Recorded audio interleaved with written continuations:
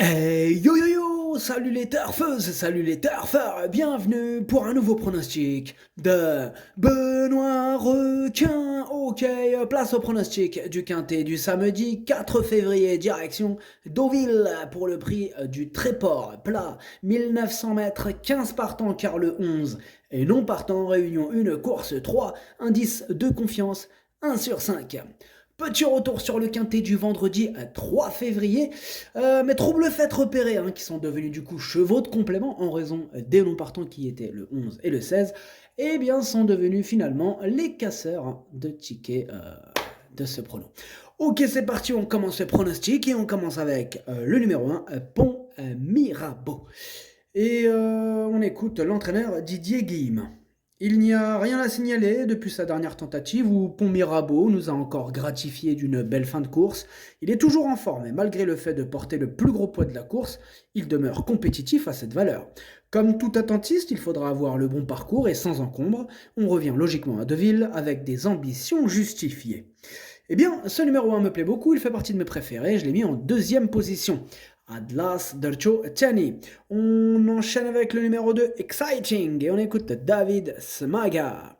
Exciting a été malchanceux dernièrement. Selon son partenaire, il n'aurait certes pas gagné, mais aurait conclu à l'arrivée ce jour-là. Le cheval est resté bien depuis, reste à espérer cette fois une course limpide. Eh bien, ce numéro 2, je l'ai retenu, sachez que c'est lui le 8e de mon pronostic. Ad numéro rouge, Waltiam Mendiali. On passe au numéro 3, Baikal, et on écoute Danny Dwall. Sa première sortie sous mon entraînement n'a pas été concluante. En la valeur qui est la sienne, sa marge est inexistante. C'est évident, Baikal a galopé de façon contractée aux avant-postes dernièrement. On va donc changer la tactique en le faisant attendre cette fois. J'ai toutefois un doute sur sa compétitivité à ce poids. Eh bien, ce numéro 3, en revanche, je ne l'ai pas retenu. Admelo Tlacha, Madrchouch. Et on enchaîne avec le numéro 4, Bossio, et on écoute Nicolas Perret. Après 2 courses de rentrée, Bossio s'est très bien comporté dernièrement pour son retour dans un gros handicap. C'est de bon augure pour la suite et j'espère le voir lutter pour les premières places cette fois, d'autant qu'il est resté dans un superbe état de forme. Eh bien, ce numéro 4 me plaît bien, je l'ai gardé assez haut en 4e position. Ad numéro Rabat, Dercho Rabat.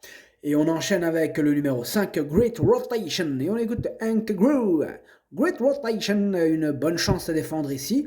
On ne le présente plus à ce niveau. Il est en forme, se plaît sur ce parcours et sur cette surface. Bien placé dans les stalles, il aura de légitimes ambitions ici. Ce numéro 5 aussi me plaît beaucoup, il fait partie de mes préférés, je l'ai gardé en 3e position. Ad numéro 5, Dercho Talet. On enchaîne avec le numéro 6, Morcott, et on écoute Carmen Bucksky. Suite à ses derniers succès, je n'ai plus le choix des engagements. Morcott a été remonté de 20 livres en quelques semaines et c'est à lui de nous prouver s'il est encore compétitif. Cependant, il doit monter de catégorie et affronte des adversaires de taille, mais sachez que sa forme ne fait aucun doute, raison pour laquelle on effectue le déplacement. Une place, ce serait merveilleux. Eh bien, ce numéro 6, je ne l'ai pas retenu, mais attention quand même, et oui, c'est lui le chef, c'est lui le capitaine de ma petite liste des possibles casseurs de tickets repérés. Numéro D'ailleurs, je voudrais rajouter que formidable, aujourd'hui on a tous les commentaires des entraîneurs et d'autant plus formidable parce que c'est du plat. D'habitude dans le plat, il y a toujours un ou deux qui suivent l'équipe au capitaine Barbero. D'ailleurs, Barbero, il n'est pas là. Tant mieux. Alors, on passe au numéro 7, Bougainvilliers. Et on écoute Andreas Schulz. Dernièrement, c'était une rentrée. Et une première sous ma férule. Bougainvilliers m'a bien plu à Lyon ce jour-là. Échouant de peu pour le succès, il a eu le temps de bien récupérer. J'espère donc une confirmation de ses bonnes dispositions physiques pour ceux qui seront samedi ses premiers pas dans les handicaps. Eh bien, ce numéro 7, je l'ai retenu en bout de combinaison, mais je l'ai retenu. Ad numéro 7, Darcho Saba. On enchaîne avec le numéro 8, Portalis, et on écoute Jean-Pierre Gauvin. Portalis reste sur un probant succès dans une deuxième épreuve de divisé. Il a été pénalisé et monte de catégorie ici. C'est selon moi un cheval promis à un succès à ce niveau. Pourquoi pas dès samedi? D'autant que le lot n'a rien d'exceptionnel sur le papier. Il se monte à sa main et le numéro de corde a donc moins d'incidence pour lui. Alors, ce numéro 8 me plaît bien, je l'ai gardé en cinquième position. النمرة 8 درتو خامس. Nous enchaînons avec le numéro 9, Youngman, et on écoute Axel Baron. Youngman s'est admirablement bien défendu dernièrement sur ce même parcours et à ce niveau. Depuis, le cheval est resté dans de bonnes dispositions et a tiré un bon numéro de corde samedi. C'est un cheval maniable dans un parcours et j'ai fait appel pour la circonstance à Christophe Soumillon. Il l'avait monté à 2 reprises pour 2 accessites d'honneur. Eh bien, ce numéro 9, c'est mon préféré, je l'ai installé en tête. Numéro Tsad Wal Dieli. Nous passons au numéro 10, Mister Grenadine, et on écoute Nicolas Perret. Présenter Mister Grenadine est un coup de poker. Je ne le connais que depuis très peu de temps. Il vient de prouver sa forme sur le parcours qui nous intéresse et sur sa lancée, on tente ce pari, j'espère qu'il nous fera plaisir. Eh bien, moi, Mister Grenadine, je ne l'ai pas retenu. Par contre, il est quand même en plein milieu de ma petite liste des possibles troubles faits, attention. النمرة 10 ما درتوش لأني عندك ويقدر يغرس تشيكيات. On passe au numéro 11, The Laureate, et on écoute Maurizio Delcher Sanchez. The Laureate a eu droit à quelques jours de vacances en fin d'année. Samedi, c'est une rentrée et devrait avoir besoin de courir pour retrouver sa meilleure forme. De plus, sa marge au poids n'est pas grande et doit s'élancer tout en dehors. Avant le coup, cela me paraît compliqué. Eh bien, excusez-moi, j'ai perdu du temps avec ce numéro 11 qui est non partant. Il est non partant le 11, vous voyez, voilà. Eh ouais, faut suivre Mister Requin. Ah, désolé. Donc non partant, le 11. On passe au numéro 12, Super Sonic. Mademoiselle Anastasia Wattel qu'on écoute. Super Sonic effectuait certes une rentrée dernièrement et n'a pas eu une très ligne... Bon, c'est écrit bizarrement, mais je vais vous lire comme c'est écrit, hein, je vais pas inventer.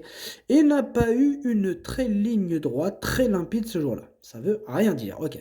Mais je pensais le voir un peu plus percutant dans la phase finale. Il m'a un peu laissé sur ma faim, je dois l'avouer. Le cheval est en belle condition le matin et j'espère le voir me rassurer ici, d'autant que le lot s'est creusé. Alors ce numéro 12, je l'ai retenu en bout de combinaison. Numéro 12,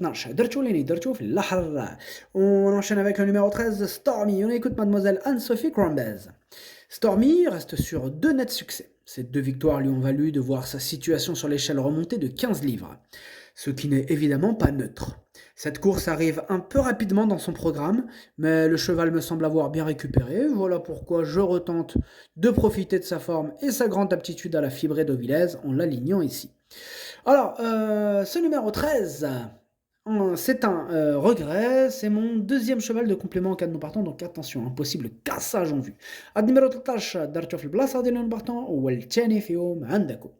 On passe au numéro 14, Créative, et on écoute Madame Hélène Ménessier-Martinez.